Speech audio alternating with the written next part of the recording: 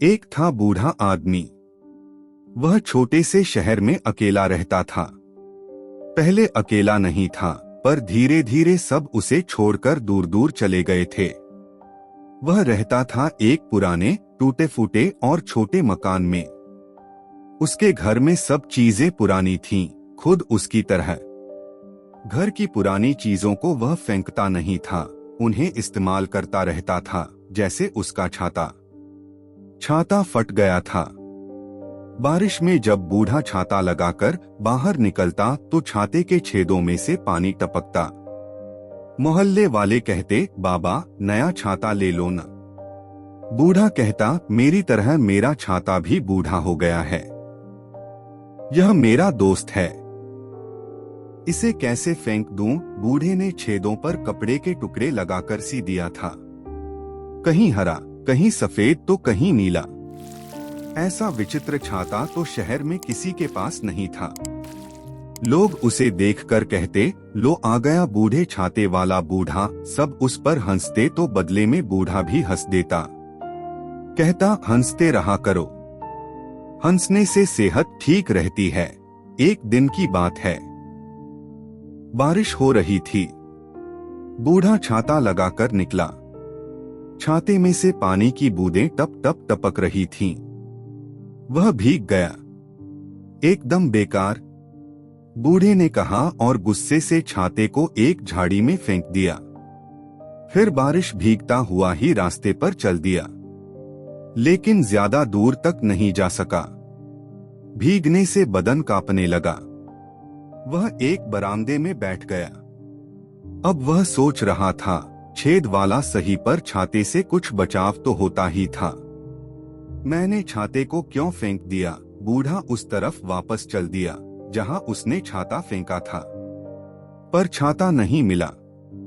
न जाने कौन उठाकर ले गया था। किसी तरह लड़खड़ाता हुआ घर पहुंचा। उसे छाता खो जाने का बहुत दुख था। वह जोर जोर से कहने लगा, चोर को भी मेरा छाता मिला चुराने के लिए। अरे वह तो किसी काम का नहीं था मेरी तरह। एकाएक बूढ़े को लगा जैसे कोई हंसा हो। वह चिल्लाया, यह कौन हंस रहा है? हिम्मत है तो सामने आओ, मुझसे बात करो। असल में बूढ़ा एकदम अकेला था, कोई भी नहीं बात करता था उससे। हाँ, सब मजाक जरूर उड़ाया करते थे उसका। हंसी फिर सुनाई दी, पर कोई दिखाई न दिया। सोच सोचकर बूढ़ा परेशान हो गया। फिर न जाने कब उसे नींद आ गई। सपने में उसे अपना छाता हवा में उड़ता हुआ दिखाई दिया। फिर नींद टूट गई। एकदम अपने छाते का ध्यान आया। जैसे छाता नहीं, उसका कोई प्यारा दोस्त खो गया था। बूढ़ा घर से बाहर आया। तेज बारिश हो रही थी। तभी वह चौंक उठा। उसका छाता दरवाजे के पास ही रखा था। हाँ, उसी का छाता था। भला अपने प्यारे छाते को पहचानने में वह कैसे गलती कर सकता था? बूढ़े ने लपक कर छाते को उठा लिया। लेकिन यह क्या? छाते में बड़े बड़े छेद थे। उसने जहां जहां हरे लाल नीले कपड़ों के पैबंद लगाए थे, उन सभी को किसी ने उखाड़कर फेंक दिया था। आखिर क्या मिला होगा चोर को ऐसा करके? घर के बाहर खड़ा बूढ़ा यही सब सोचकर दुखी हो रहा था।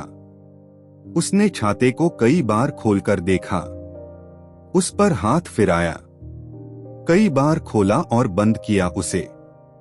और तब उसे महसूस हुआ कि छाते के छेदों में से पानी नहीं गिर रहा है। कैसी अजीब बात है, बूढ़े ने जैसे अपने आप से कहा। फिर तेज बारिश में अपना छेदों वाला छाता खोलकर खड़ा हो गया। अरे सच, जगह जगह छेद होने पर भी पानी की एक भी बूंद नहीं टपक रही थी। जैसे किसी ने छेदों पर कोई ऐसा जादुई कपड़ा चिपका दिया था जिसके आर पार देखा जा सकता था।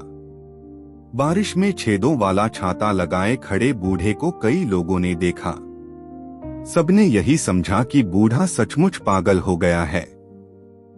तभी बूढ़ा चिल्लाया, यह मेरा छाता नहीं है, इसमें भूत घुस गया है। और उसने उछालकर छाते को दूर फेंक दिया। फिर घर वापस चला गया। वह रो रहा था। आखिर यह हो क्या रहा था उसके साथ? असल में वह करामात एक बौने की थी। वह उसी झाड़ी के नीचे जमीन में रहता था जहां बूढ़े ने छाता फेंका था।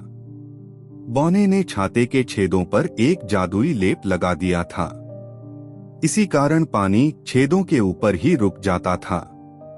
वही बौना छाते की मरम्मत करने के बाद उसे बूढ़े को दरवाजे पर रख गया था। वह छिपकर बूढ़े को देख रहा था। बूढ़े को अदृश्य बौने की ही हंसी रह रहकर सुनाई देती थी। बूढ़े द्वारा फेंके गए छाते को उठा लिया। उसके मुंह से निकला, विचित्र बूढ़ा है। मैं भला इसकी मदद कैसे कर सकता हूँ? मैं सोचता था इसके मकान की छत पर भी वही जादुई लेप लगा दूं जिससे बरसात में पानी अंदर न गिरे। लेकिन नहीं, अगर मैंने ऐसा किया तो वह घर को भी भूत घर समझकर कहीं चला जाएगा।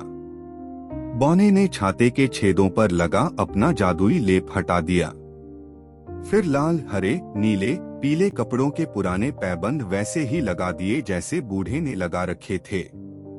इसके बाद छाते को दरवाजे के बाहर रखकर वहां से चला गया। दिन निकला, बारिश अब भी हो रही थी। बूढ़े की नींद खुली। वह आंखें मलता हुआ घर से बाहर निकला।